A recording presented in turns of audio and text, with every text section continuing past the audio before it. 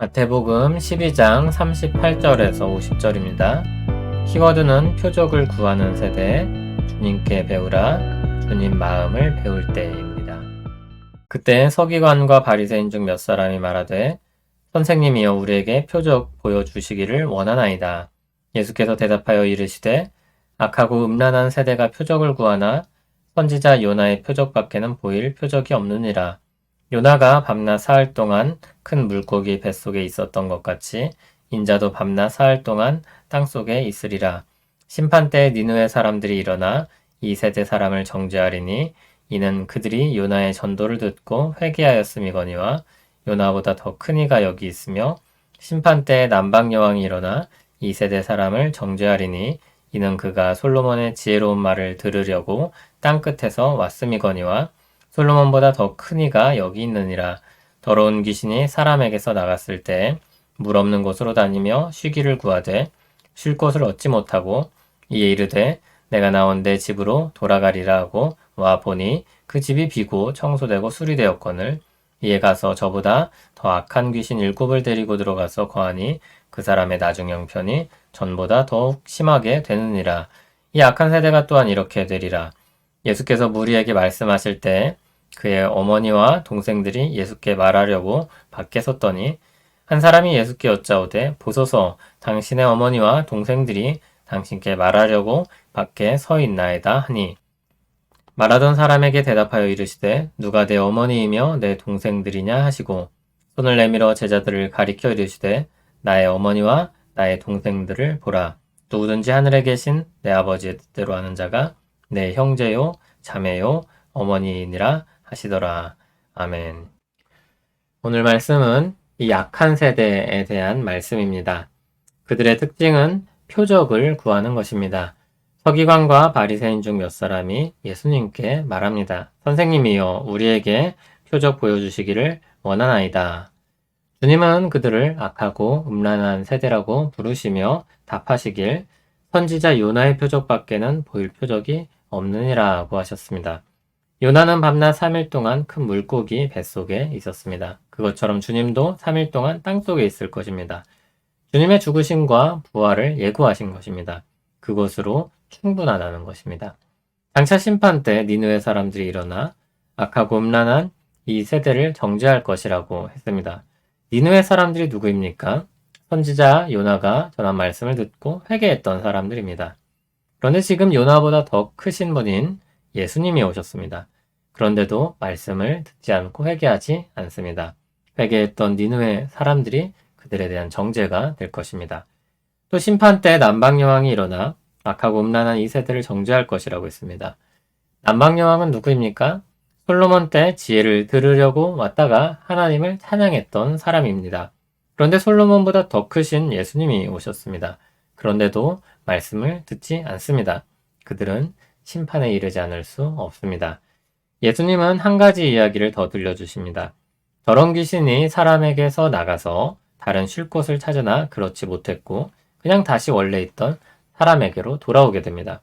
와보니 집이 비었고 청소되고 수리되었습니다. 귀신은 악하여 그것을 그대로 두지 않았고 더 악한 귀신 7을 데리고 들어가 거합니다. 그 사람의 형편이 이전보다 더 좋지 않았다고 했습니다. 악한 세대가 그와 같을 것이라고 말씀하십니다. 귀신이 쫓겨나도 그 집이 비어 있으면 얼마든지 다시 귀신이 차지하는 것입니다. 하나님을 떠난 악한 세대는 조금 괜찮아지는 듯 보이다가도 빈자리가 다시 악으로 채워져 형편이 좋지 못하게 됩니다. 46절을 보면 이 가르침을 주실 때 예수님의 어머니 마리아와 동복 동생들이 와 있었습니다. 사람들은 당신의 어머니와 동생이 기다리고 있다고 했습니다. 예수님은 누가 자기 어머니고 동생이냐고 하셨습니다. 그들 곁에 있는 제자들을 가리켜 자기 어머니와 동생이라고 말씀하시며 누구든지 하늘에 계신 내 아버지의 뜻대로 하는 자가 자신의 형제요, 자매요, 어머니라 하셨습니다.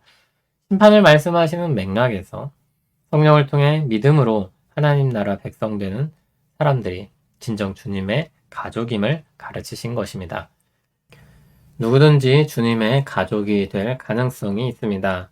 하나님의 뜻대로 하는 사람, 복음을 듣고 돌아와 회개하고 예수님을 믿는 사람, 그들이 주님의 가족이 될 것입니다.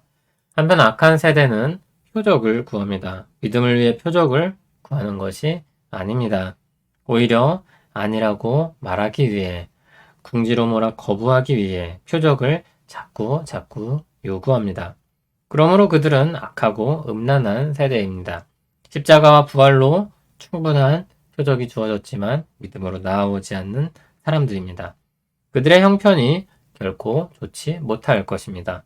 결국 그들은 정죄의 심판을 받게 될 것입니다. 그러나 믿는 자들은 다를 것입니다. 그들 안에 있는 악한 것을 성령께서 몰아내셨습니다. 그 빈자리에 성령께서 다른 것을 채우십니다. 그리스도로 그 빈자리는 채워질 것입니다. 악한 것들이 돌아올 자리는 없습니다. 주님이 우리를 위하시면 그 어떤 권세도 그 어떤 능력도 우리를 사로잡을 수 없을 것입니다. 우리는 적극적으로 주님의 말씀을 따라 그리스도의 마음을 품어야 합니다. 성령님은 선한 열망을 주셔서 우리에게 그리스도를 닮아가고자 하는 마음을 주십니다.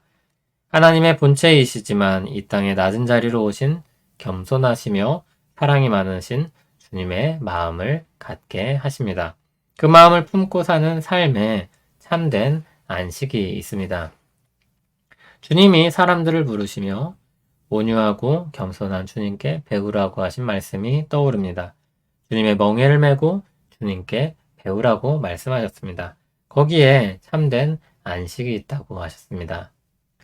주님이 우리 마음을 사로잡을 때 우리는 하나님을 사랑하게 되고 사람들을 사랑하게 될 것입니다.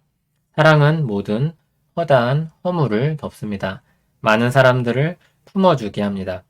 우리가 노력한다고 마음이 넓어지지 않습니다. 우리 마음을 주님으로 가득 채울 때 넓어지게 됩니다. 주님의 마음을 배우고 닮을 때 우리는 비로소 넓은 마음을 갖고 주님의 뒤를 따라갑니다.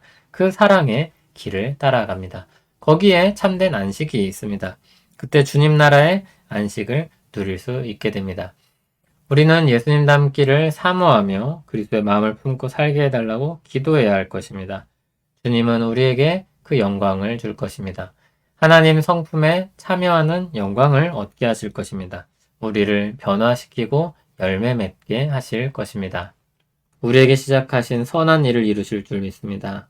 그리스도의 마음을 품고 살기 원합니다.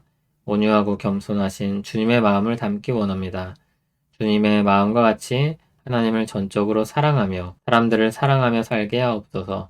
하나님 나라의 아름다움이 우리 삶에 나타나게 하옵소서.